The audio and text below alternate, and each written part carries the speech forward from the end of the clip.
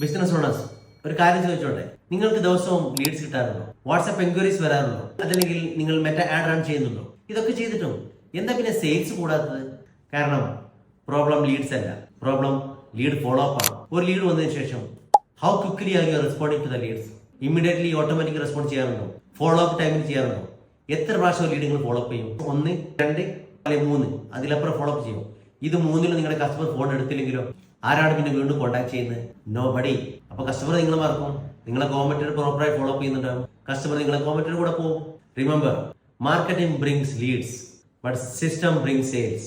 നിങ്ങൾ ട്രാവൽ ചെയ്യുന്ന സമയത്തായാലും കിടന്നുറങ്ങുന്ന സമയത്തായാലും നിങ്ങൾ സെയിൽസ് ടീം ഇല്ലാത്ത സമയത്താണെങ്കിലും ഓട്ടോമാറ്റിക്കലി വാട്സപ്പിൽ നിങ്ങളുടെ പ്രൊഡക്റ്റിനെ പറ്റി സർവീസിനെ പറ്റി ഇൻഫർമേഷൻ ഓട്ടോമാറ്റിക്കലി അയക്കുന്ന ആലോചിച്ച് നോക്കും. അതല്ലേ ഓട്ടോമേഷൻ, അതല്ലേ സ്മാർട്ടായ ഒരു സെയിൽസ് സിസ്റ്റം എന്ന് പറയുന്നത്.